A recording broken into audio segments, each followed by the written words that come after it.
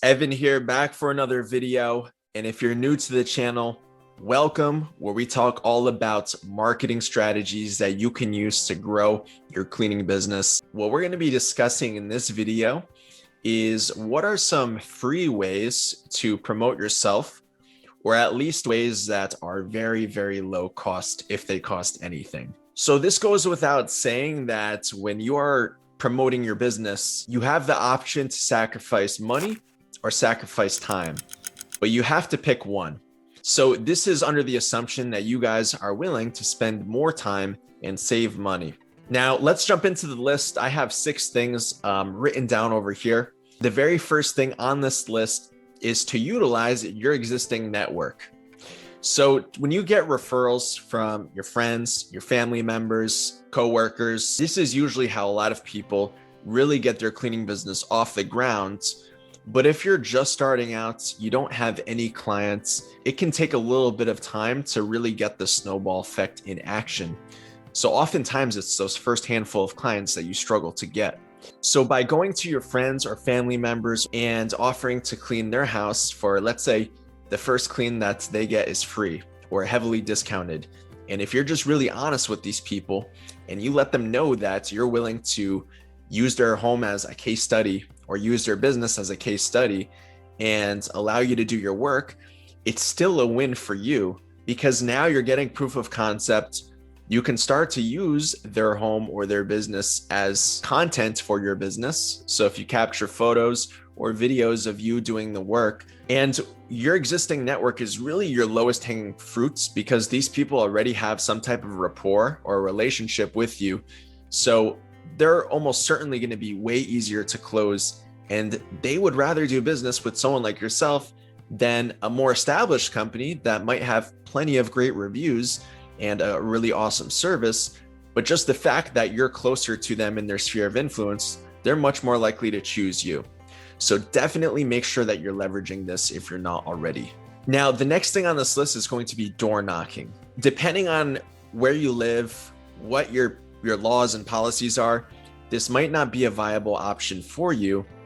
But at least in our country right now, if you have a cleaning business, you technically do have opportunities right down the block from you where you can walk into businesses, give your quick pitch. If you have a business card, great, you could leave it behind, but you're essentially trying to sell yourself and your service second. And a lot of people have a ton of success doing this, whether they're just starting out or they're more seasoned.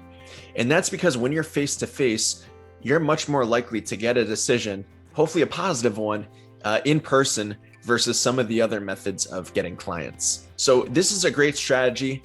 Now, I will say it definitely takes some grit. You will get rejected and it will be, potentially nerve-wracking for you to walk into a business and essentially do a cold approach to try and sell yourself and your service. Once you put in the reps, it definitely gets easier, but this is an option and it doesn't cost any money to do this. Now, the next thing down the list will be cold calling. This will specifically apply to those of you that do commercial cleaning, janitorial service, or even vacation rental cleaning. And you're ideally going to want to call business owners and property managers to try and sell your service. Now, it can potentially work for residential. I don't know many people that do this for residential, but again, I think this will really boil down to your state compliance laws. And to be frank, I don't really recommend it for residential because I do think that if you're going to cold call a business, at least someone who has their establishment publicly listed online, it just comes with the territory that they're going to receive telemarketing calls and things like this. Or it's something like residential, I just don't see the outcome to be in your favor. But that being said, this is a great strategy. And again, similar to door knocking, this really does require thick skin because you will get a ton of people to hang up on you, tell you no, tell you stop calling, get out of here. You might even get some people to curse you out, but just don't take it personally. Just know that this comes with the territory of cold calling and it is a numbers game. So you ideally want to dial through a large list of people before you throw in the towel. Over time, you will sharpen up your skills on the phone and it will get better.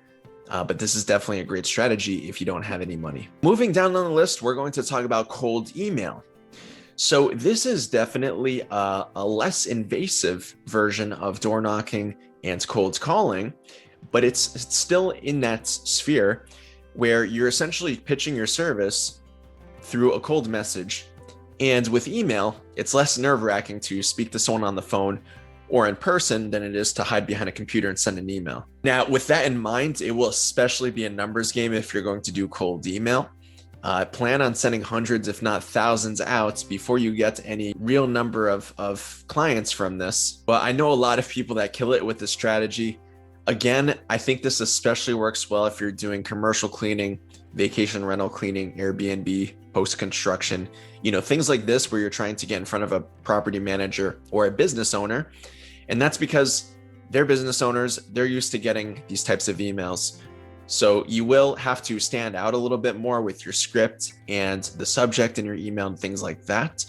But this is definitely a great option. And if you do want to spend some money, there are some automation tools that you can invest in where you can essentially have a sequence pre-written out, upload a list of leads, and they'll send out emails in your desired sequence to these leads. So you don't have to do this. You could do it the free way and just do it manually, but that is an option too.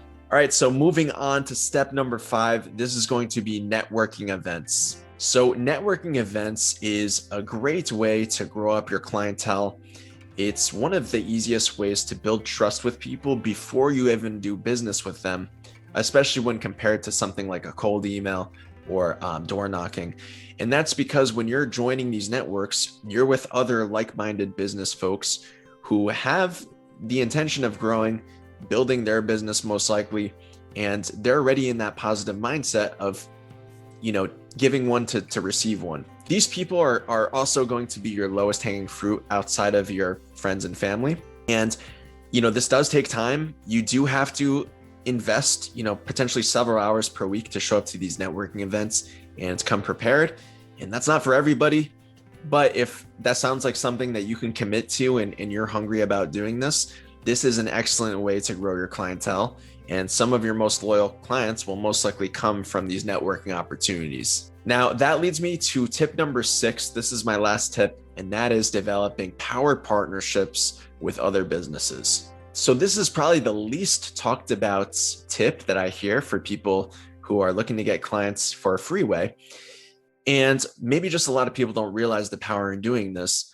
But whether you're a residential cleaning business or a commercial cleaning business, essentially what you want to do is you want to find what are called avatar allies or industry allies, where these are other businesses that cater to your ideal cleaning clients, but you're not directly competing with each other. So if you think about your current clients, what types of businesses do they typically like to go to? What do they do in their free time? Find establishments that cater to these people and try and build relationships with those people.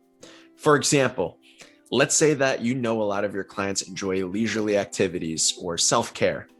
You might want to partner up with a local massage place or a spa and develop a relationship with the business owner of this spa and potentially offer a referral incentive. For every client that they send your way, you can offer them a specific amount, a specific payout structure, or a referral percentage off of the jobs that they send you, and vice versa. You might have some clients that you could easily refer to them, and most likely they're going to be willing to compensate you fairly. By having some type of referral payout in place, this is a really good way, what we found, to develop relationships with businesses that you have never walked in on or ever spoken to the owner with, because after all, who doesn't like referrals, especially when there's money involved?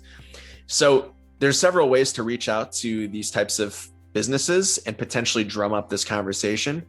Perhaps I'll do another video on this in the future, but this could be something like a cold email that you send out with a really good offer, or it could be a cold call with a really good offer for this program. Or my favorite option is just walk into the business and basically give them your spiel. So that's probably going to give you your best odds. All right, guys. So those are my 6 tips of what I would recommend if you had to generate new cleaning business as quickly as possible, and you're doing so on a budget. You don't want to spend any money.